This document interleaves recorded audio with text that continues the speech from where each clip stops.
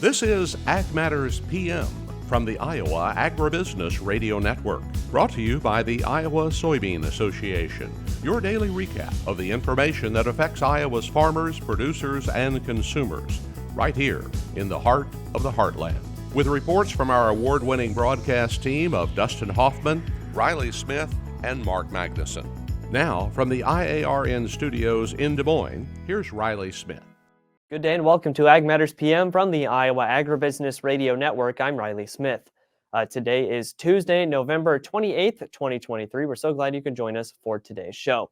In today's episode, I talked with Dr. Greg Cline of Boehringer Ingelheim about a couple things. First off, about the new Food Safety Inspection Service standards for salmonella, as well as some new oral vaccination technology that they've been developing.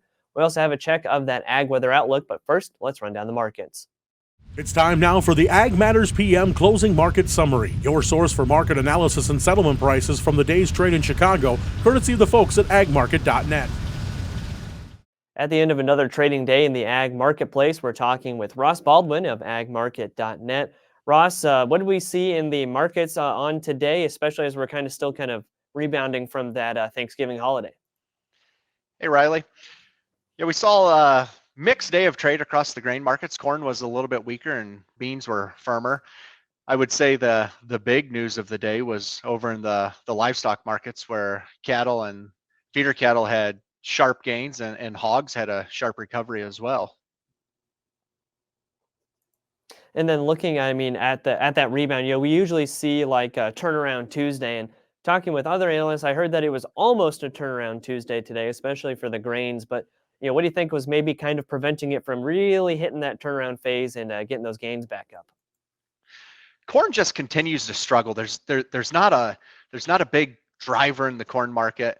I think a lot of people are on edge as we close out this year and head into the final Jan WASDE, just given how the USDA increased the corn yield earlier this month, that people are just little hesitant that you could see the final yield increased.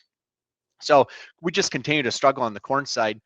Soybeans continue to have more of a story. I mean, they're obviously tighter. The fundamental story here in the United States is tighter, but with South American weather, it remains a mixed bag down there, which continues to support beans. The forecast today, central and northern Brazil, they remain for the most part dry over the next 5 days, and then after this weekend, Saturday, there are good chances of scattered T-storms over the 5 to 10 days following the Saturday. But southern Brazil and Paraguay, they remain pretty wet, and they're running 125% of their normal rainfall totals. So it's a mixed enough bag there that soybeans continue to stay supported. As we closed up today, 17 cents. Beans do continue to find strong support down at their 50-day and 200-day moving average, which is down around 1325, 1330 area. And I think that's a huge level to continue watching. If we would pull back and close below those levels, I think it's going to be driven off of better weather down in South America. But on a close below that and some deeper trade below those major moving averages, it could be a sign that trend's changed. The wheat market, it was firmer today. Keep in mind, yesterday we traded, wheat has continued to sell off, and wheat traded, I believe, yesterday down to the lowest levels since July of 2021, or the summer of 2021, you could say. So we did find support near yesterday's lows. And there was a little bit of news today in the wheat market that Russia is exploring the ideas of a grain ban or a grain export ban if their grain stocks fall below certain level. I believe it was like 10 million metric tons is what they were looking at. But so that did support the wheat market. And then thinking about that South American weather, when we hear that they're having drier conditions, we think of that as a good thing because that's what we need for our soil up here is that drier condition to get the crop in the ground. But down in South America, they need that moisture to be able to plant. So say they do get kind of those ideal conditions and they're able to really kind of pick up, maybe even get ahead on that planting, considering that this is kind of the smaller crop that we see from especially Brazil, how much of a swing could we see in the marketplace from that? If the weather would really turn around, or I shouldn't even say really turn around. Their weather's it's mixed enough that people are forecasting some decent sized cuts to the production down there. But let's say that the weather really turned favorable down there in Brazil. Argentina, keep in mind, they are in really good shape. So Argentina's output is significantly higher than what it was a year ago. And that is what's keeping a lid on this, as Brazil has some crop issues. But Brazil, with the increase in acres that Brazil has this year, coupled with Argentina's output being so much higher, you could see some serious downside in the bean market. And I wouldn't rule out that if the weather got favorable, and I threw out them the 50-day and 200-day moving averages down at 1325, 1330 area, but I wouldn't rule out that if the weather got really favorable, you could see a move back to, say, 1250 futures, which is almost $1 away from where we're at today. And then looking at the other side of the marketplace in the livestock complex, you mentioned earlier that they saw some really nice kind of rebound today. What exactly was the force behind that movement? I would say more than anything, it was profit taking, or some covering action, given this meltdown that we've seen here recently. Keep in mind, feeder cattle, last Friday we were down 780, and yesterday we settled down 650, I believe it was, on January feeders. We've seen a $15 sell off in that January feeder contract just over the last 2 trading days between Friday and Monday. Fat cattle, they haven't seen near the sell off just over the last couple days, but I mean, it's been triple digit sell offs. From the high that feeders put in back in mid-September to yesterday's low, it was I believe almost a $59 sell-off. Fat cattle have been around a $29 sell-off in that time frame. We've seen the managed money crowd. They are a small short in feeder cattle. They've really trimmed their live cattle long. I believe it was roughly 35,000 contracts of length is what they showed as of the cot that we got to see yesterday due to the Thanksgiving holiday. It was as of last Tuesday. But the managed money crowd, given this technical meltdown, we've seen the cash market, the fundamentals a little bit heavier, following a couple negative cattle on feed reports. But given that the negative tone in the market, the funds have been run for the door. In the feeder cattle market, that volume is so much lighter. So given the sell-off that we've seen here over the last couple of days, today it didn't take much for short covering to really bounce this market back up. The fundamentals haven't changed near as drastic. I mean, we're still in a tighter period. The cash market for fat cattle really hasn't sold off at near the extreme levels this futures market has. So today we did close feeders up 825 January feeders were, which is their daily limit. Fat cattle saw $4 gains. So since feeders closed up limit, we do have expanded limits for both fat cattle and feeders tomorrow. Fat cattle, the expanded limit's $10. Feeders, it's $12.25. So given this wild volatility that we've seen over the last several trading sessions, I would expect tomorrow to be no different across the cattle markets. Yeah, that's kind of curious that I believe we were almost, if not, we were limit down, and towards the end of last week, and on those livestock markets, then to be kind of limit up right after that. I mean, how often do you really see any volatility like that? It's not all too often. We have, over the last couple months since the sell-off has started, we've had, I know one day for sure, February live cattle following the October cattle on feed report that was bearish, they did that following Monday close and settle down their daily limit. Feeders have had a couple days where they've been down their 825 limit. I don't know off the top of my head if we actually settled down that daily limit. I need to do some checking. This might be the first actual settle at the limit that feeders have had. But yeah, the volatility is extreme. And it's even to point out how extreme it is, both fat cattle and feeder cattle are almost setting $2 higher on the week after yesterday's meltdown. It's unbelievable.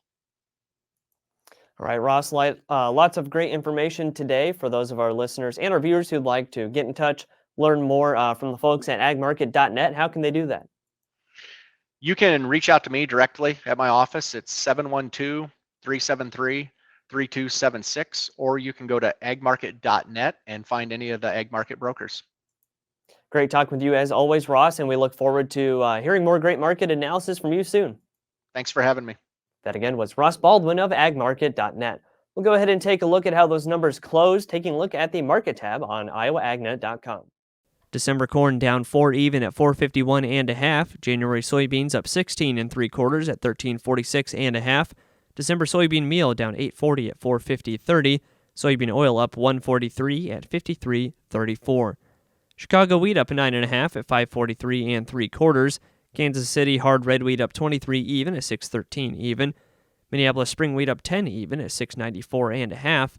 December oats down at 6 3/4 at 358.5. On the Merc, December live cattle up 287 at 171.65. January feeders up the limit at 825. That closed at 221.05. December lean hogs up 105 at 68.92. December pork cutout up 147 at 80.97. And December class 3 milk down 16 cents at 16.20. And that's been a check of the markets here on Ag Matters PM. We're going to go ahead and take a quick break to hear from our sponsor, the Iowa Soybean Association and the Soy Checkoff. When we come back, I talk with Dr. Greg Cline of Boehringer Ingelheim. This is Ag Matters PM. Iowa Soybean Association is driven to deliver for Iowa's 40,000 soybean farmers. We're proud to provide objective agronomic research, a helping hand with soil and water stewardship, and timely industry news powered by the Soybean Checkoff. Learn more at iasoybeans.com. Welcome back to Ag Matters PM on the Iowa Agribusiness Radio Network. I'm Riley Smith. This year's National Association of Farm Broadcasters Convention, the Trade Talk session, I talked with Dr. Greg Cline of Boehringer Ingelheim. They have some updates on, first off, the USDA Food Safety Inspection Service having some new standards on their salmonella kind of limits for swine, as well as some new salmonella and ileitis vaccines, new technology through Boehringer Ingelheim that allows those pigs to really vaccinate themselves. Talking with Dr. Greg Cline of Boehringer Ingelheim. Of course, we talked at World Pork Expo as well. Since then, we're looking at new salmonella standards from FSIS. Just tell us first off a little bit on how many serotypes of salmonella are out there and which serotypes affect both swine and people. Yeah, there's 2,500 different serotypes of salmonella. Now that seems daunting, but it's not that bad. There's probably only about 3 or 4 that we're concerned about in the pig industry. But realistically on that transmission, the Salmonella typhimurium, the monophasics are 2 of the strains that we would see in humans and in pigs and has some importance. The important thing on these is that the Food Safety Inspection Service, Department of Agriculture, has indicated that they wish to change the salmonella testing protocols at harvest. Now, what that means to our producers out there is that they need to be aware that those changes may result in more salmonella being recovered just because simply the change in technique. And with that, there's going to be some monitoring. With that, there's going to be some need to reduce. And so we're going to see some highlighted instructions on things that we can do on the farm to reduce pre-harvest salmonella colonization in these pigs. And it's going to be important for the producers to understand that there are things that they can do to reduce salmonella colonization, reduce salmonella prevalence. And the good news, Riley, is doing those things will also improve performance. So it's the right thing to do, and it will help our bottom line. Right, exactly. That's always, one of those things where we talk about in all facets of agriculture where it's, a lot of times when you're doing the right and most sustainable thing, you're also increasing your profit. So it's one of those win-win situations. So what are some of those pre-harvest strategies that producers can start looking at when it comes to salmonella management, making sure they're performing at that level that needs to be met? Most of it's going to be basic blocking and tackling. It's going to be stuff you already know, that emphasis, rodent control, emphasis on cleanliness between groups, sanitation, realizing there may be a risk certain times of the year. The third quarter of the year, the period we just left, carries oftentimes data has shown a high risk. But also, I think a vaccination program has shown that we can significantly greatly reduce the amount of colonization. And this is something that we've done work with at Boehringer Ingelheim in the last 10 years. It's more work is going to be ongoing on this, but it, like you said, I like how you said a win-win situation, because that really is what we're looking for, is doing the right thing for the industry and also helping your bottom line at the same time. It is a win-win. And of course, we're looking specifically at Salmonella typhimurium as well. What are some of the vaccine types that producers should be considering to make sure to tackle that strain in general? Yeah, traditionally, the vaccines in the marketplace have been Salmonella cholera suis. Gosh, Riley, I remember a time when I first came out of vet school. It was before PRRS, okay? It was before PRRS. Salmonella cholera suis was probably one of the biggest problems I dealt with on a day-to-day basis on pigs. It was common. And so the Salmonella cholera suis vaccines came on the marketplace to combat that. And we know that the Salmonella cholera suis vaccines, and they're common in the marketplace, provide cross protection, some cross protection to what we call the Group B salmonellas. So cholera suis is a Group C, typhimurium, the monophasic strain, which is the most common salmonella now in pigs and in people, will provide some cross protection. We're kind of proud of the fact at Boehringer Ingelheim we have the only Salmonella cholera suis and Salmonella typhimurium biphase. We've got two different strains. We're the only one in the vaccine. We're the only ones in the marketplace that have that. It gives it affords better protection against Salmonella typhimurium, against the monophasic Salmonella, the most common strain. So, and of course, when we're talking vaccines, you guys have that new oral vaccine product that's for those pigs. And, like you and I talked at World Pork, it's kind of one of those deals where, pigs like to chew on things, so why not apply the vaccine there and let them do what they do and apply it that way? So, can we first off just talk a little bit about Lawsonia and Salmonella and, why exactly we're, vaccinating against these things? Well, quite simply, we're vaccinating because they're really, really common. Data has shown that more than 90% of all the herds in the United States are Lawsonia positive, and Salmonella may be a bit underappreciated, but that number is probably in the range of 60% that we can find Salmonella in herds in the U.S. It's very, very common to see those things. So traditionally, we're going to be challenged with some enteric issues. And these are both generally Salmonella typhimurium and Lawsonia.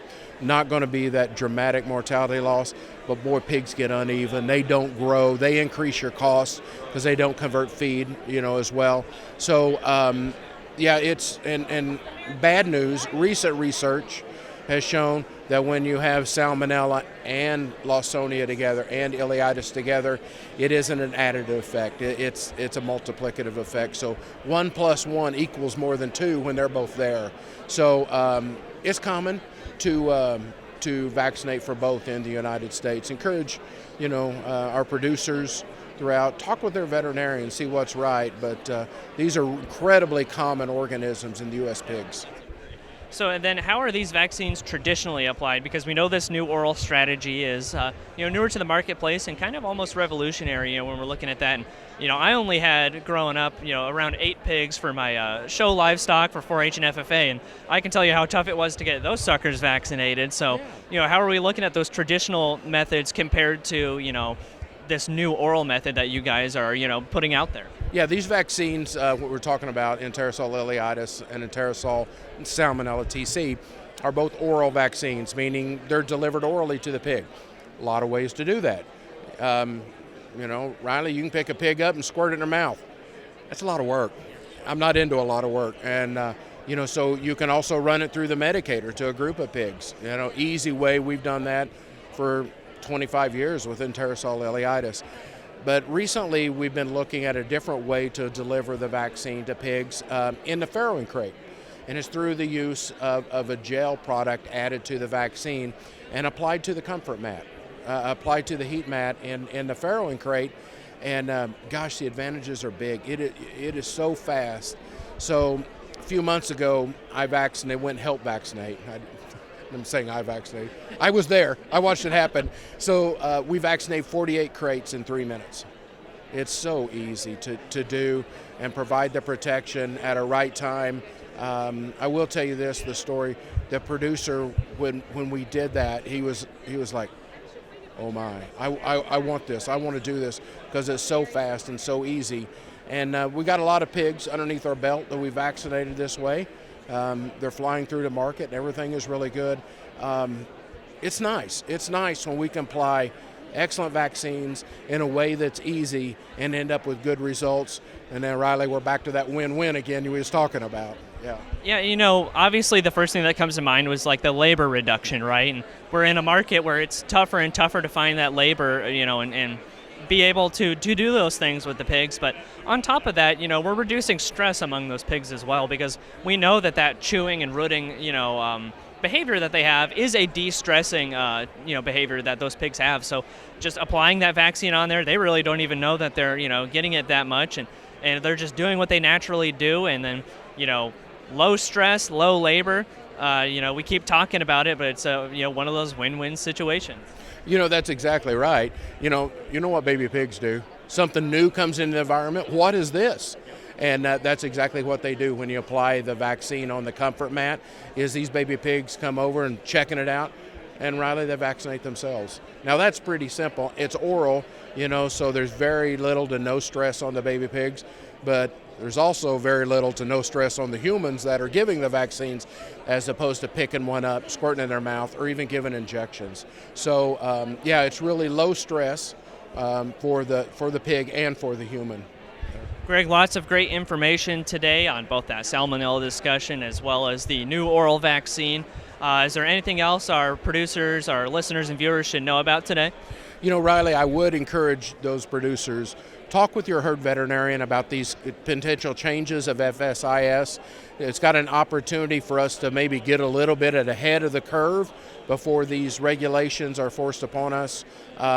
Things we can do right now, but your herd veterinarian be a great source of information. And of course, if they want to look online as well, where can they find some of these resources? BoehringerIngelheim.com. Greg, thanks for taking the time to visit with us today. Thank you, Riley. That again was Dr. Greg Cline of Boehringer Ingelheim. Let's go ahead and take a look at that ag weather outlook.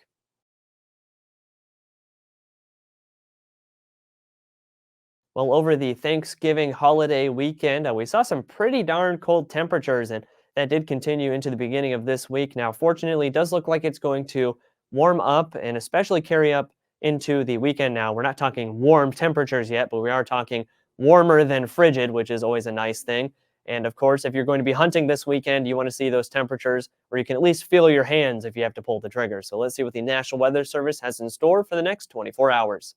As you can see from the National Weather Service, today we have variably sunny skies as temps climb above frigid again, with those highs ranging from the mid-20s to low 40s. Tonight will be mostly cloudy and not quite as cold as it has been recently, with those lows ranging from the upper teens to mid-20s. And tomorrow will be mostly sunny with some much more respectful temperatures, those highs ranging from the upper 30s to mid-40s. Taking a look at the affiliate weather map for tomorrow, Cherokee will be sunny with a high of 43, Shenandoah mostly sunny, high of 46, Des Moines sunny and 44, Waterloo sunny and 41, Albia sunny and 44, and Clinton will see sunny skies with a high around 39. For more detailed forecasts in your part of the state, make sure to check in with your local Iowa Agribusiness Radio Network affiliate. It's been a check of the Ag Weather Outlook, and that also brings us to the end of this episode of Ag Matters PM. You can find all of our content on our website at iowaagnet.com. Also follow us on social media at Facebook, X, LinkedIn, and TikTok, and find our video content as well as previous episodes of AMPM on our YouTube channel. Make sure you subscribe and hit the notification bell to see when those videos go live. Don't forget as well to check out all of our podcast products. You can find our market podcasts on Apple, Amazon, Google, Spotify, and Podbean. And of course, check out our new product, Pods of Potential, under the podcast tab on the Iowa Agribusiness Radio Network website. From the Iowa Agribusiness Radio Network studios in Des Moines, I'm Riley Smith. On behalf of Mark Magnuson, Dustin Huffman, and Andy Peterson, we thank you for watching. This has been Ag Matters PM.